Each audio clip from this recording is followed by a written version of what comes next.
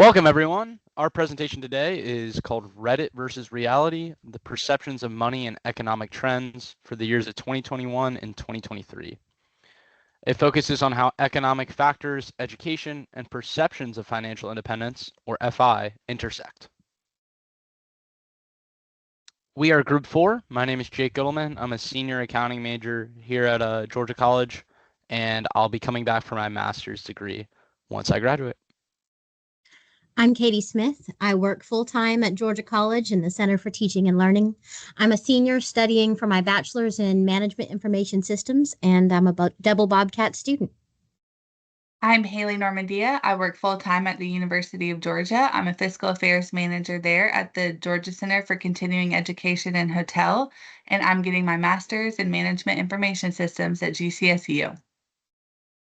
And I'm Lilian Alfaro. I am a senior management information systems major. I graduate this fall, and I'll be coming back for my master's in the spring.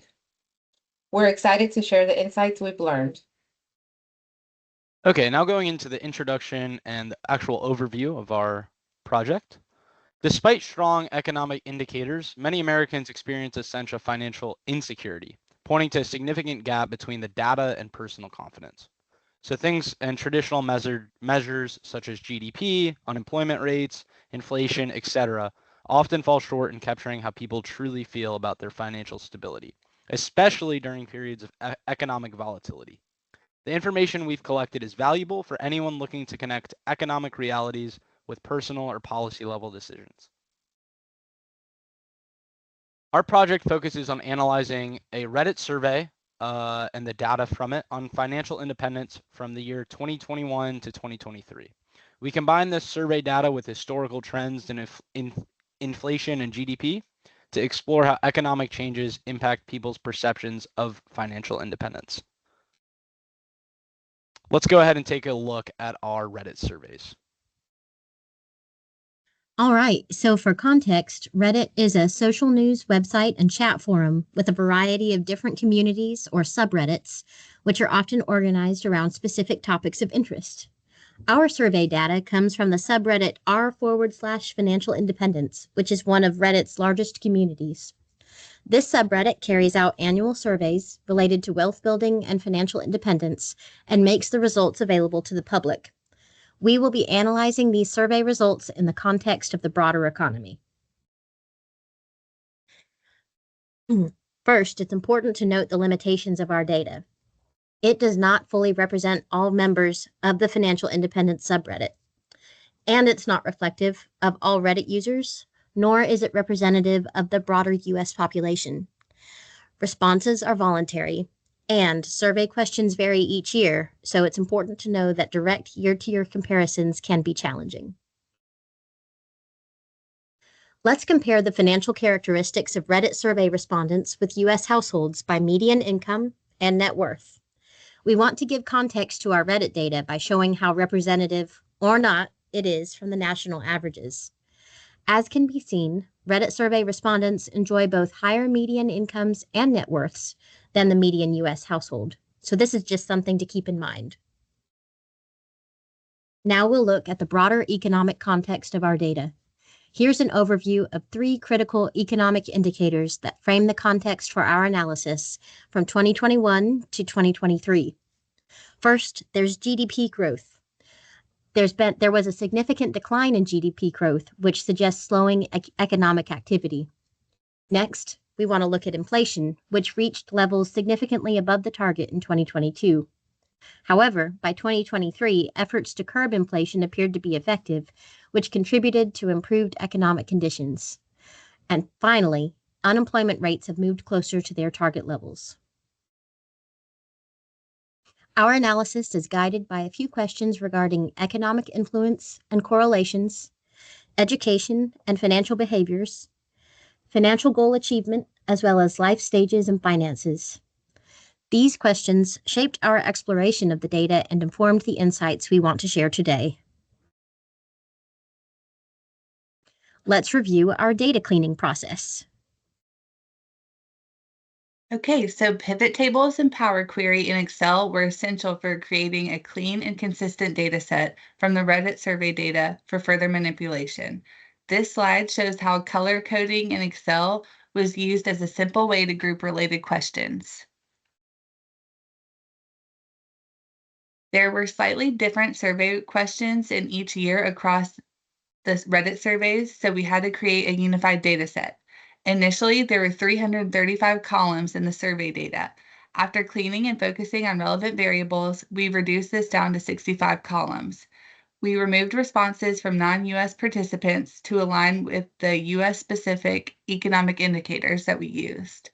We then cleaned the data set and organized it for further processing and Tableau prep. After cleaning the data in Excel, we moved on to the following steps to integrate the data sets for analysis. We linked the cleaned economic data with the Reddit survey data to create a unified data set. We then grouped values, renamed headers, and grouped columns into broader categories to make comparisons easier.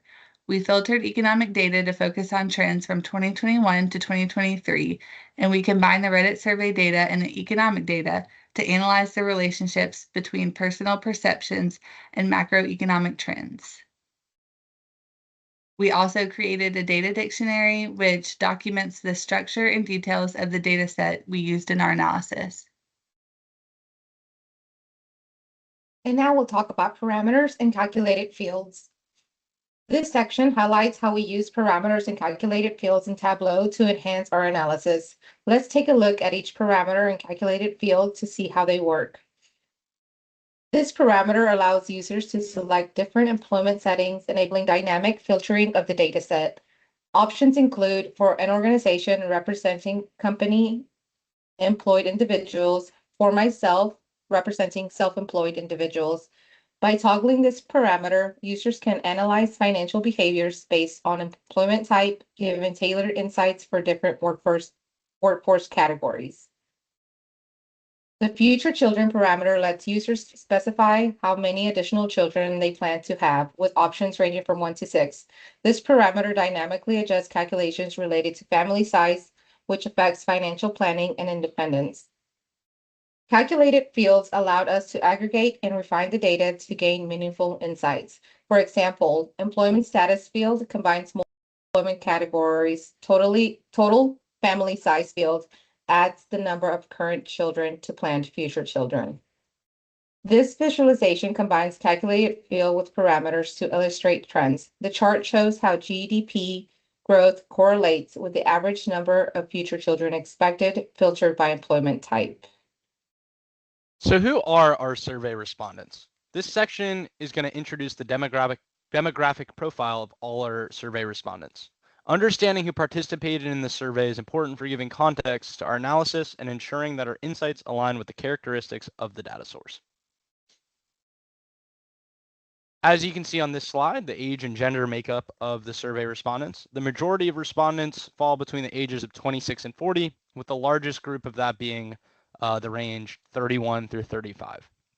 Gender distribution shows that male make up the majority of survey respondents, followed by females, and then there's a small number of non-binary responses as well. As for the ethnicity makeup, the majority of survey respondents identified as white, then followed by Asian, and a smaller proportions identifying as Black, Latinx, Middle Eastern, and other ethnicities. As far as the relationship statuses go, over half of our survey respondents were married, and nearly 23% of them were in a relationship but not married. As well, 22% were single, and that leaves 4% that were either divorced or widowed. For the level of education makeup, the majority of our survey respondents held a bachelor's degree, followed by those with a master's degree. Smaller groups had earned a doctorate or associate's degree, while some respondents have completed only some college or high school level education. Education level is a very key factor in our analysis as it correlates strongly with income, debt, and financial independence trends. The goal of our research was to explain if we could see a relationship between the actual economic environment and the responses of the Reddit surveys. This chart highlights the relationship between inflation and perceptions of financial independence over time. As the inflation rate, which is the red line, decreased significantly from 2021 to 2023, the average financial independence percentage, the blue line, steadily increased. This suggests that lower inflation rates positively influenced how financial independent people felt during this period. This chart shows the inflation rate and the amount of people think that they need to invest to retire. There's less of a correlation between the economy and the respondents in this chart. You can see that the inflation rate was decreasing over time, but the amount that respondents feel like they need to have invested to retire was not consistently decreasing with inflation.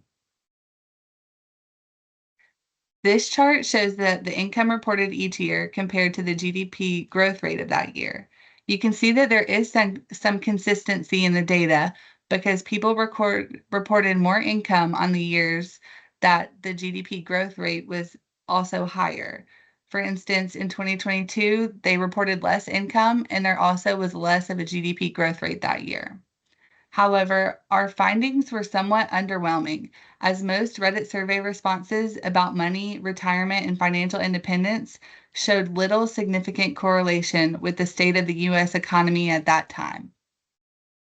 As people get older, are they achieving their financial goals? Although the economic analysis was not entirely represented in the Reddit survey responses about money, we can take a look at responses by age group to see how the responses change as people age. On this visualization, the peach area chart represents the current total assets reported by age group, and the bar graph represents the amount of assets they believe they need to retire. Here we can see that as they get older, they have more assets and they also believe they need more to retire. It is interesting to consider why people over the age of 45 have a sharp increase in their perceived retirement needs, such as maybe they have health conditions, dream vacations, or other needs that arise as they get older. This visualization displays the total income and the perceived financial independence across different age groups. It reveals that individuals tend to feel more financially independent as they age, with a noticeable dip in the 61 to 65 age group. For reported total income, the highest earning group is between ages 36 and 40, while the lowest earners are in the 21 to 25 age group, followed closely by the 56 and 60 group. While we found minimal correlation between macroeconomic indicators and perceptions of financial independence, we did find interesting survey results regarding the influence of education levels on financial independence. So let's take a look. Let's start with the interactive dashboard. This dashboard allows us to explore relationships between education levels and key metrics like income, debt, family planning, and retirement savings. The interactive nature lets us filter these metrics dynamically based on education level. As I hover over the different education levels, you can see how the visualizations update.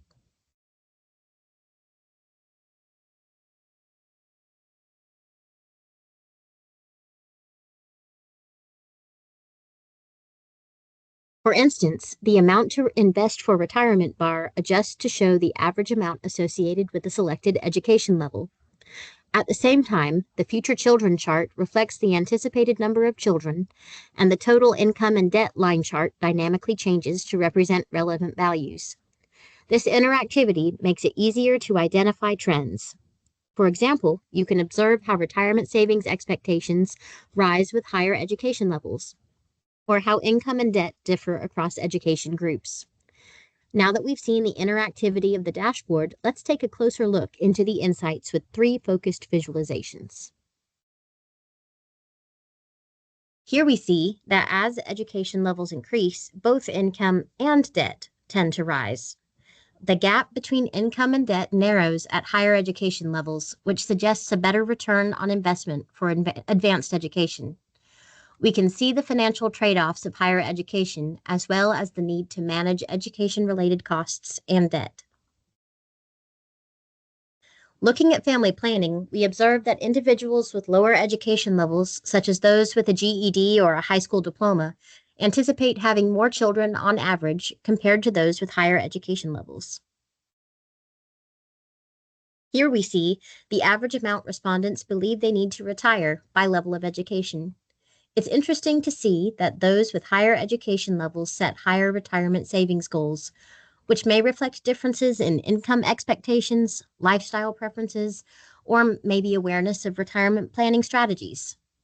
To sum it all up, the data presented in this dashboard and these visualizations show that education has a large impact on financial and personal life decisions, from retirement planning to income potential and even family size. In conclusion, we did have positive findings that between 2020 and 2023, everyone's perception of financial independence in the state of the economy did go up, so that's a good thing. And we also found some interesting findings related to age groups and education levels. Here are the cited sources for our data. We appreciate your attention in this presentation, and we welcome you to contact us if you have any questions.